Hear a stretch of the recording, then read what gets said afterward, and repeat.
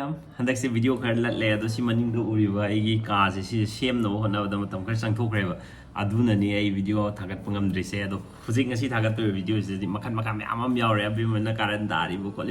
makhan ma'am am yaure bu ru aina haiba ma'am na comment ta hanga khibo question ma'am am ai reply hanjage abdo ngasi video se soidna ai hanjarage yeminasi yo dai na pala ma'am na e birthday gi ne te do kai kai no hai hazana lo unbox to ulake birthday gift này birthday của người lui sẽ tuổi gari khăm bầm phẳng một cô am nhỉ khi mà phong gì ai lấy mà shopping cái này gì parda lấy cái này mà khẩn mà am này đó ai nè lấy mà shopping cái tới đó cái nó parda chứ đó đó customize đâu và đó mỗi product em thu nó delivery pi và đó cái em nung ai nè đây lấy bên cái đó phút ni pan mà khai sang ba đó cái phút mari pak pa parda mà daman size lupa 500 ka 60 ra 70 ra dai sare ebo ado ngasai gi ai ka renovate to ido ado rang dei be dei di padar mo manen tang re ba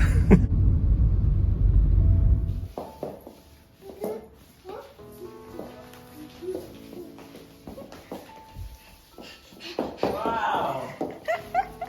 ini ke belakang kok ini ke malah ai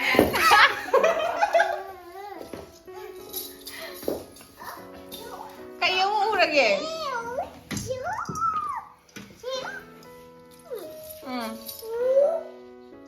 muột bao giờ lùi rồi mình cái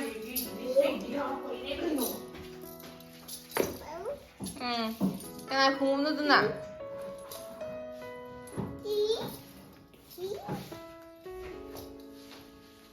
đây là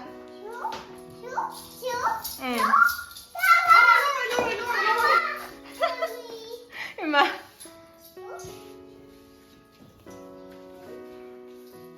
mày apa sih ini tuh main bahasa makan ini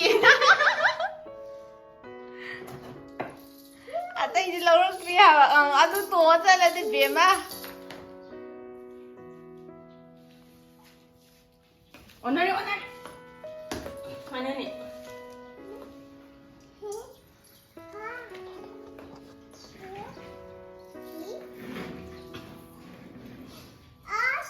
okay.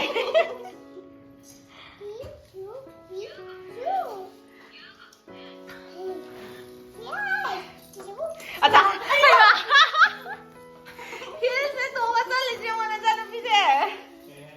Hills. Masih angge. Chat le haba sih. Ya ni. Bema ya em bakal le semua ni. Ya le tunggu ini lah haba nak. Ya deh. Menunu guys. Khara mau kan tu ni. Sini paratha sani. Sini bisa tu nak paratha deh ke fried rice tu ye juga biryani deh yang order tok thare. Table sana mudo tu loi lok thok re. Sini table dan ke kazu loi shift ni. Tu kadai tu tu no aina hai office tu ni. Wow. Siapa sapot se. Sapthara sih. Masuk tu mulai sai. Sini paratha chicken paratha hai bani wena. Sini chicken masala ga sano paratha ma. Masih amak ketang dah apa ye yang dah ada. Ini biryani le, sini fried rice le. Tahu jauh mukbang tu roh abdo sini mukbang masih. Mini mukbang kan. Sini kan laku tu ni angan tu lah tadi. Nak kan umur di sana. Kau ngayam dah. Cái biryani gì đấy nè, Rajasthan để sao qua, hostel này sao qua biryani em lấy ba, phải nấu tí ra ba, à đúng cũng hỏng mà này, nhắm hỏng quá, cái làm hỏng ấy,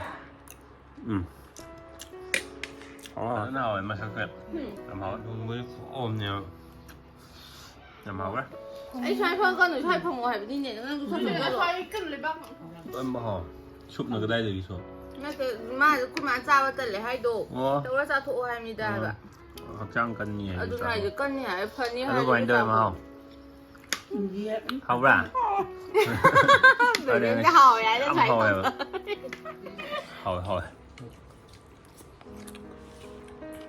อมันอยู่ห้องไหนรู้ปะจังหวะแต่ในสิบลับจ้ะกันเบิ่งไปเลยอีมูกันทำก็คือช่วยจะได้หรอทำเด้อมาห่อเดี๋ยวไหม Task Khira hai mal mai hotel mami Hozik second part question reply to bogi amu hokjarage ma'am ना हंगपु question लोइबक आई खंकनवदी होटनबने तो ma'am ना मसिंग याम ना हंगपु question खरा ने खंकलगा उच्च दोइसे ma'am the reply पिजर का दोइसे दो अम्मा खक्ति आई क्वेश्चन दो कमेंट दो थीब फंग्रेबो करम्बा हॉस्पिटल द अंगांग डिलीवरी तौबनो ना हंगबसे सिसना कोई हिल साइड कोवे थमाइबन सिनाम लेकाई द लेबनी मसिगी हॉस्पिटल सिदा तौबने डिलीवरी जे अदुगा पैसा क्या चंगी है मगा हंगे सिसे अहम अखोई चिंखेंगानबी डिलीवरी तब कानदना डिलीवरी की चार्ज से हॉस्पिटल की चार्ज से 37,000 लोएब केनो ऑपरेशन तौबगीको अदुगा अनीसुब गायरागी ऑपरेशन तौबदना 38,000 लोएब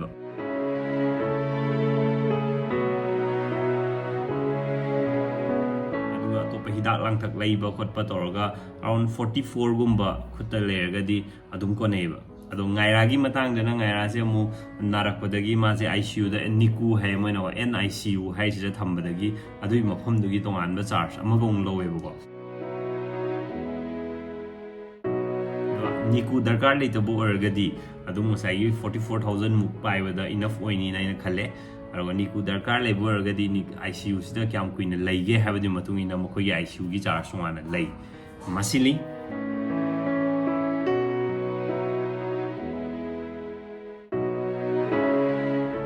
मथंगिसिना थोई MMMMK है कंग्रेचुलेशन है थैंक यू सो मच हानगी अंगांग से ऑपरेशन ओइखिब्रो और नॉर्मल ला ना हंगे चिंखेंगान बी से ऑपरेशन तौरगा पोकपनी अदुगा गायरासु ऑपरेशन तौरगा पोए क्वेश्चन जिना मालेम चिंगसुबम दगिनी क्वेश्चन नते मागी से याम सांगना मेसेज सम इरेगो आई पाथोकजरके मैम तामोचौ आई पर्सनल ओपिनियन ओइना हायरगदी सेकेंड बेबी से मिनिमम 3 to 4 years मु गैप लेहलगदी ममा मपा ओइबसिंगी अवाबा खरा वाट कदौ माली हाय खरा वारोइदौ माले नगो एनीवेज कंग्रेचुलेशन तामोचौ एंड इनामा for your second baby stay healthy stay safe lot of love from Silchar Assam है thank you so much bro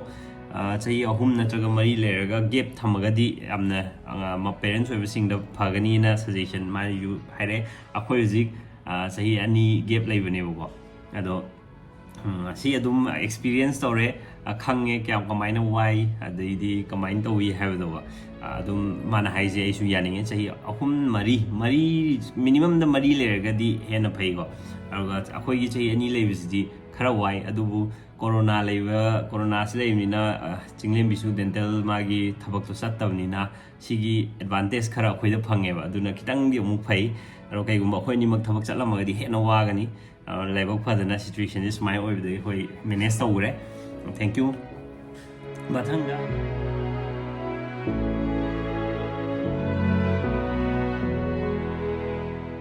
नाओबा ओनी माना तामचो अबे मसु ऑपरेशन तौरगा पोखिब्रो ना हंगे मसी अखोय ऑपरेशन तौर पोकपनी अदुदगी मथंगदा मीना कुमारी तोंगब्रामना तामचो अबेम अनि लेबसे कई फाउबीगे है वखल याम नुंगाई अंगांग अनि सुबसे याम नुंगाई very nice wow सापुना नोइजी को माया या नुंगाई wow na thank you mathangda sweetie ngangomna tamacho hanadi nuai ba video mayam ama thagatlami handakti thagalaktre and video su regular oidre tamacho khara nuai ba thagat piro inamaga angang atombi dusu piro na smai haibide thank you so much hanaga khoigi video ji kitang manadre habdi hana abnau yoring ai adagi myam ama changes myam ama leigre bo khoigi sum chahi ji sum matam ji sum hol poi matung ina abnau sum pan lam da sakre bo like tamba adu mind torga changes macha budi lae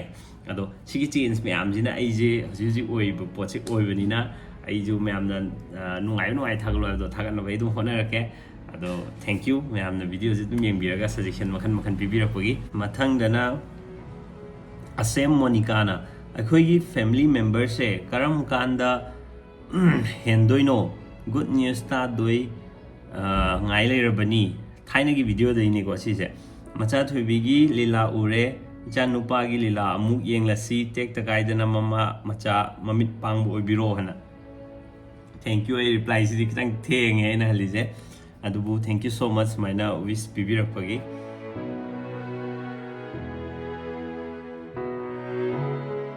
mathangdana laisel inum koireng hai ai insum koireng hai or male ai pronunciation je lalaga ju warau biroi husband as well as father I think you are the best this I have ever known hai thank you so much maina